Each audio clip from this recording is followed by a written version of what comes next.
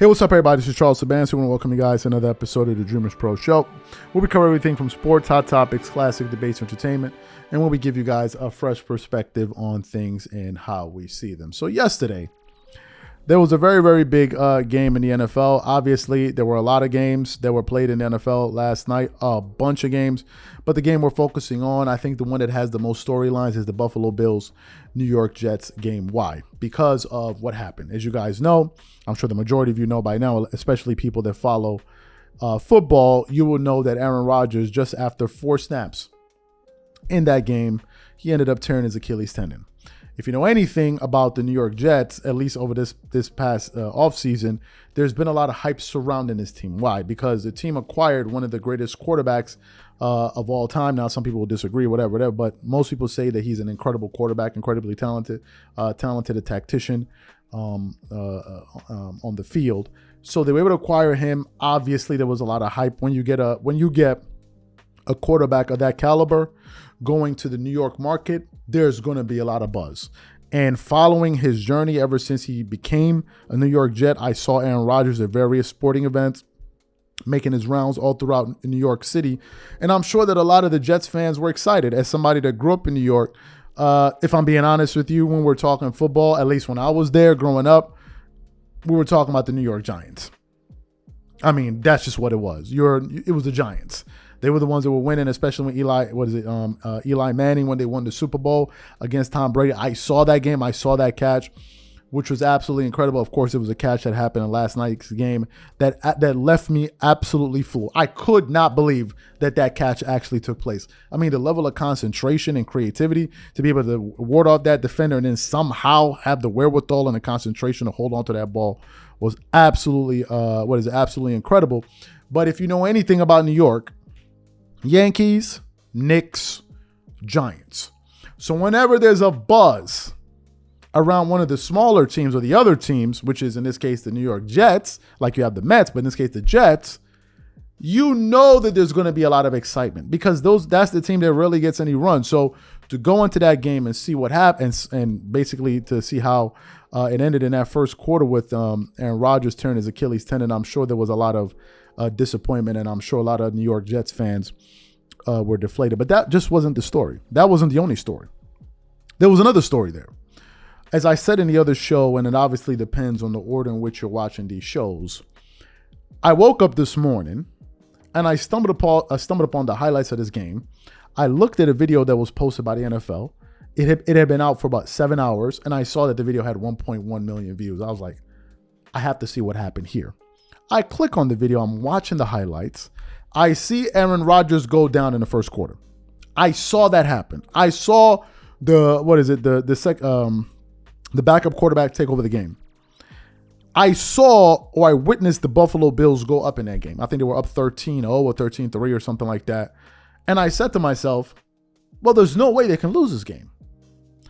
The fans must be deflated. The players must be deflated. They must be playing on adrenaline. They just lost their best player. So how can these guys find a way to muster up the competitive spirit to even make this a game? But if you were watching that game and you were watching the performance of Josh Allen, I don't know what he was on, but Josh Allen just made up his mind that he said, you know what? I understand that we're up in this game, but I'm going to go ahead and find a way to lose it. And I'm going to just keep throwing the ball to Jordan Whitehead as many times as I can to see how many times he can intercept the ball. And that's exactly what happened. Josh Allen ended up throwing 3 interceptions. For anybody that follows football, 1 is already bad enough. 2 is egregious. 3, man, they ready to pull you off. I mean, it's really, really bad because football is such a difficult sport to win in. And when you're having turnovers like that, is really going to be detrimental to a team. So I saw it and I was absolutely floored. So this morning I was trying to get an understanding of what some of the experts were saying. And I came across a segment on ESPN First Take. As you guys know, Shannon Sharpe recently joined the crew.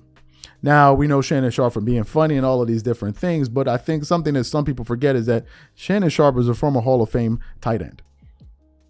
He's not just a nobody. Like Shannon Sharpe is the real deal, right? He is the real deal. And I think that's one of the reasons they brought him on there Mondays and Tuesdays to talk about football. And when it got to his turn to talk about Josh Allen, let me tell you something. He absolutely went off. So what we want to do is want to play exactly what Shannon Sharpe had to say about Josh Allen, and then we're going to come back and continue on with the show. Take a listen to what Shannon Sharpe had to say here. Well, I think the thing is that anytime a quarterback gets sacked, we automatically assume it's on the offensive line because their job is to protect the quarterback, and if the quarterback get hit, we blame the offensive line. But on this situation, that's a 3-step drop. If you go back and you watch the replay, Dwayne Brown chops because he's doing everything he can to make sure Leonard Floyd doesn't jump up and bat the ball down. See, this ball's supposed to go. You can't pat it on a 3-step drop because Leonard Floyd done gotten up off the ground. Even if he was on the ground, all Dwayne Brown has to do is to try to make Leonard Floyd put his hands down so he doesn't jump up and bat the ball down. That's what they're doing on both sides. Once he passed this ball and tries to go backside on the 3-step, bad things are going to happen. You look front side with it. If it's not there, you throw it away backside. And he didn't do that. But also, Stephen, you got to understand now, last year they won 7 games, right? Yeah. They beat 5 backup quarterbacks in those 7 wins. That's right. Or you think, what's the likelihood of they're going to get another situation where they're playing the backups? That's true. So, and I'm not going to take anything away from the defense because the defense played outstanding last night. The best player on the field for the Jets was Josh Allen. As great as Zach Wilson played, and he played well after he made that one mistake, the best player for the Jets was Josh Allen.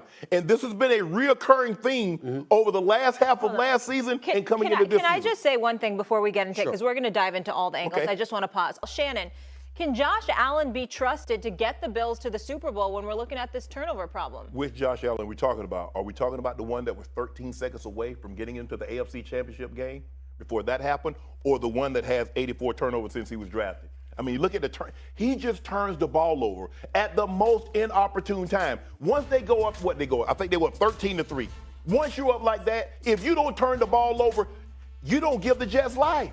He gave the Jets life. They were on resuscitation. Stephen A., you and I were in the stadium. When Aaron Rodgers went down, it like the breath went completely out of the building. Yeah. Everybody was like, man, if I hadn't paid all this money for these tickets, I'd be up out of here. That's right. But they stayed. And here comes Josh Allen right on cue. Boom, interception. Yep. And right on cue, just heave it up down the middle of the field, and the guy's triple covered. This Josh Allen won't win you the division, but he's plenty good enough. But that's been his bugaboo, is turning the ball over, Canty, at the most inopportune of times. All turnovers aren't created equal. Without question. So you heard what Shannon Sharpe had to say. Before I even get into his comments, you know, it's interesting. Given the fact that I don't follow the NFL that much, I'm seeing the similarities between the coverage of players that play in the NFL, and I'm seeing the similarities between they cover them and the players in the NBA. It's the same kind of flavor, man. The way he was saying it, I mean, he said that the New York Jets' best player was Josh Allen. I mean, that's some stuff that you could hear Shannon Sharpe say about Russell Westbrook when he used to go off on him, or this player, that player. So I found that to be pretty hilarious. Even on Undisputed, when they were talking about it, they were pretty much saying something similar. Listen, we heard the post-game comments. I don't know if you heard it, but Josh Allen took full responsibility for what happened. I listened to the head coach of the Buffalo Bills. You could see that. You could visibly see that he was frustrated. Obviously, he's saying that, turnovers happen in football games, but you could see that in that particular situation, given the fact that the New York Jets just lost Aaron Rodgers, and those guys should have been psychologically out of it. I'm sure that they're saying to themselves, there are no excuses. There's no excuses for us to lose this game. And I think that's the knock that I'm beginning to understand that exists about Josh Allen. I could be wrong. I'm not calling myself a football savant here, but I'm beginning to understand that, number one, he's very, very talented. He has a good arm, but he sometimes makes boneheaded plays at the wrong time. I was listening to Richard Sherman today on Undisputed talk about him, and he didn't hold back.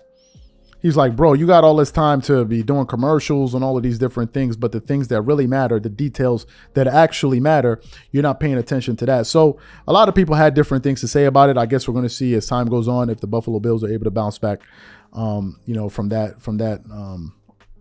setback that they had in the game against the New York Jets. So what I want to know from you guys is this. Number one, do you think Shannon Sharpe was fair on his criticism? Number two, do you think Josh Allen cost the Buffalo Bills that win? Whatever you guys think, please leave your thoughts and comments in the comment section, and we catch you guys on the next show. Peace.